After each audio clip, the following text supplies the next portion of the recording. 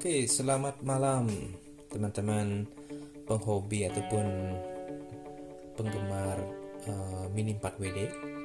Berjumpa lagi dengan Bapak Ade Agus di vlog rumah kedua. Di weekend kali ini, akhir pekan tepatnya.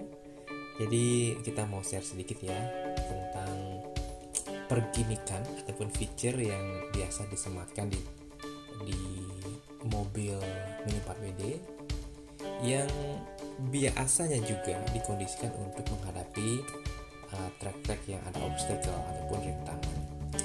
Nah, di sini ada satu contoh mobil yang sudah saya dan kakak Agus kembangkan dari beberapa bulan yang lalu. Mobil ini simple, dia sudah menggunakan beberapa feature, dan yang saat ini yang kita mau coba fokuskan adalah di bagian belakang di sini. Kita akan mencoba mengupgrade ataupun mencoba konsep yang kita sudah buat untuk diletakkan nanti di bagian belakang seperti ini. Nah, sedikit view untuk yang sekarang. Sekarang kita menggunakan gimmick ataupun feature yang disebutnya sebagai pivot ya, mekanisme pivot atau pivot, di mana di sini ada kuncian yang dia memungkinkan si bumper belakang ini menekuk seperti ini. Ini akan berfungsi ketika misalnya menghadapi obstacle seperti digital curve ataupun yang tekuan-tekuan yang bergerigi itu, dan juga mungkin rocking state namanya itu ya, yang ada di dinding itu ada benjolan itu juga akan memberikan hentakan yang signifikan kepada mobil kalau tidak disematkan feature seperti ini. Kalau di 3 jalur yang sering kita temukan itu nggak ada lah ya, paling tidak ada lane changer, kemudian ada bouncing, ada bank, ada tabletop yang lebih dominan bisa dipecahkan ataupun dilalui dengan penggunaan hanging dan juga penggunaan rem serta body suspension. Itu sudah cukup sepertinya yang saya tahu ya teman-teman. Koreksi kalau keliru. Nah di sini setelah menggunakan pivot, mekanisme pivot di belakang ini sebenarnya ada masalah sih, artinya bekerja dengan baik. Yang sering saran di 3 jalur, di sini menggunakan 2 karet 19 ya untuk roller 19, dan sementara tidak ada masalah. Cuman yang kita ingin karena bagian dari proses belajar ya, di sini adalah kita ingin sedikit memperbaiki mekanisme. Di sini kan kata teman-teman ini agak obat, ini gampang sekali obatnya. Harus telaten kita memperhatikan nih kondisinya longgar tidak. Di sini juga yang bisa saya simpulkan banyak sekali di sini yang kita lihat kuncian-kuncian yang memang perlu perhatian ekstra ketika habis running atau seperti itu. Dan juga di sini kalau teman-teman perhatikan di sini ada beberapa washer di situ, dan juga ada kuncian untuk biar ini tidak terlalu lepas dia seperti itu. Dan banyak juga di sini mur yang kita gunakan penat. Jadi itu yang kita mau coba kita anggap sebagai suatu masalah yang coba kita pecahkan. Nah, bagaimana caranya? Kita coba membuat sesuatu yang lebih simple seperti ini. Ini mekanismenya menyerupai gimmicknya anchor ya. Jadi kalau anchor yang sempat saya buat kapan hari itu kayaknya masih kurang sreg gitu ya. Jadi ini yang lebih sreg kalau menurut saya. Jadi dia bisa menekuk seperti bagaimana mekanisme pivot. Kalau kita tarik di sini dia akan seperti itu. Dan juga dia memungkinkan untuk bisa menekuk seperti ini. Kalau dia misalnya kalau misalnya paling sering misalnya kalau mobil melompat itu tidak pas pada treknya, dia menyentuh ini. Ini akan lebih fleksibel ketika dia bersentuhan dengan dinding trek. Jadi lebih cepat dia menyelamatkan mobil itu masuk kembali ke dalam trek. Kemudian kalau teman-teman lihat di sini ada FRV yang kita gunakan. Nah, karena saya menggunakan di sini adalah screw yang flat dan sangat rentan untuk bengkok ya, itu sudah pasti itu.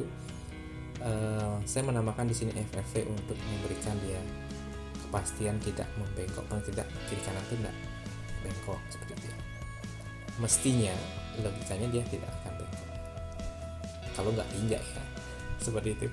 Dan kalau teman-teman perhatikan di sini untuk roller ini sangat lurus dia dibandingkan dengan yang di sebelah ya.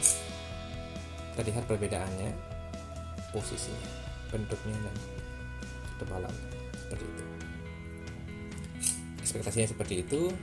Dan di sini sudah menggunakan, saya pakai double di sini ya, wide FRP untuk yang depan sama HD ini untuk memegang dua pasang roller ini.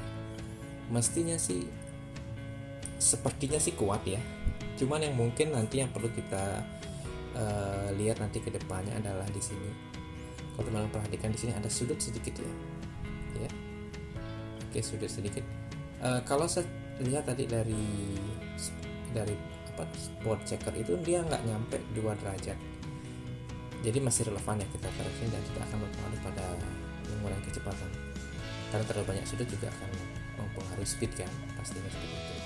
Dan nanti kedepannya yang perlu kita perhatikan di sini yang single ini dia memegang semuanya kan. Nah di sini yang mungkin kita harus perhatikan nanti apakah dia bengkok atau tidak seperti itu. Semoga sih enggak ya, jadi pastinya nanti ketika maintenance seperti perlu kita perhatikan juga. Di sini saya menggunakan 2 pasang karet dari rollernya 12-13. Saya ambil dulu sementara untuk proof of concept-nya seperti itu. Dan di sini saya menggunakan spring yang hard ya, yang silver. Cukup lumayan perbedaannya dengan yang kuning sama yang hitam. Kalau ini memberikan kelenturan yang sangat bagus, jadi tidak nyangkut ya seperti itu, dan juga ketika seperti ini. Oke, seperti itu. Saya pasang dulu 2 karet di sini untuk memberikan kelenturan yang cukup ya, tidak terlalu cukup lentur lah untuk dia bisa balik ke posisi semula. Oke, kita akan coba sematkan nanti, ataupun kita akan coba pasang di sini di mobil ini. Sebenarnya tinggal cuma PNP, plug and play ya. Seperti harapannya, tinggal nyantol ke sini, digantikan yang ini, tinggal lepas. Dan pastinya nanti kita bisa menghemat beberapa spacer dan juga ini extension FRV yang kita pakai di sini. Oke, nanti kita akan sambung lagi setelah ini terpasang dan bagaimana istilahnya penampakannya ketika sudah terpasang. Oke, kita akan pause dulu videonya. Oke, ini kita sudah lepas tahap pertama. Ini yang sekarang sudah kita lepas, dan kita akan pasangkan nanti yang baru. Ini sudah purna tugas. Oke, sangat simpel. Kalau nanti pun kita akan pakai lagi, tinggal kita pasang aja. Oke, nanti kita akan pasang di sini di mobil ini. Oke, tinggal kita copot yang bawah remnya dan juga underguardnya, tinggal pasang ini. Oke, kurang lebih seperti itu. Kita akan sambung lagi sebentar setelah pemasangan. Oke, kita sambung lagi. Setelah tadi pemasangan bumper yang baru, jadi ini hasilnya. Sepintas mobil terlihat lebih panjang, mungkin lagi 2 mili ya. Iya, karena saya tadi hitung dicek menggunakan checking setting board itu, dia pas banget di 165 mm.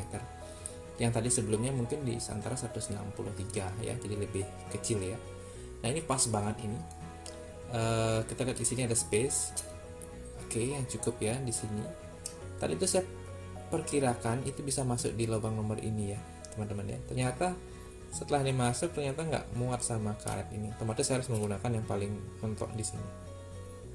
Mungkin nanti kita perlu istilahnya cek kembali apakah perlu kita ganti di situ spacer ini ke yang lebih kecil ya. Seperti misalnya menggunakan pipe ini. Ini kan bushing ini mungkin bisa kita gunakan di situ untuk membuat space yang lebih kecil, terutama bagian atas yang ada karetnya. Selebihnya sama, tidak ada yang berubah. Ini catchernya juga masih seperti tadi, juga posisinya membentuk sudut seperti itu. Dan kalau kita lihat dari belakang ya seperti ini, masih sama, masih center seperti tadi.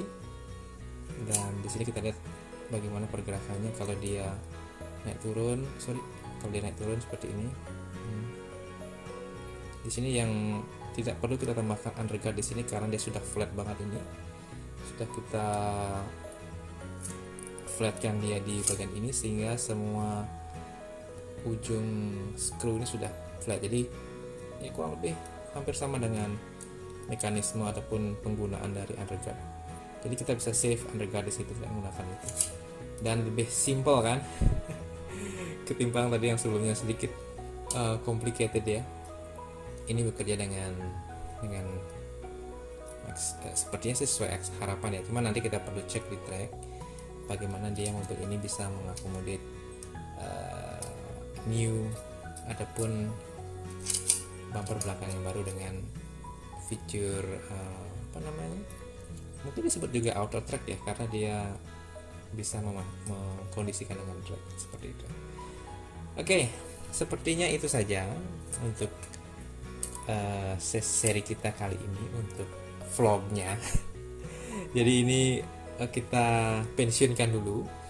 Nanti kalau emang kita perlukan lagi bisa kita pasang, alhamdulillah kok. Ini nggak ada yang tinggal dicopot itu, ini dipasang jadi kita memang dari awal mau mencoba membuat sesuatu yang benar-benar plug and play, seperti bagaimana part-part yang bisa digunakan seperti sliding damper itu ya, kita juga mau something yang seperti itu. Jadi simple. Ini kita akan keep dulu untuk nanti kita gunakan. Oke, itu aja untuk vlog kita kali ini. Nanti kita akan sambung lagi ketika nanti si mobil ini mencoba track gundul yang kita punya di rumah, sebelum nanti kita ke track yang lebih advance, entah di CM ataupun di teras ataupun di W7 nanti. Nanti kita akan lihat di sana teman-teman, bagaimana performanya ini. Dan selamat malam untuk semuanya dan sampai hari Senin besok pagi. Oke, itu aja dulu dari rumah kedua. Selamat malam.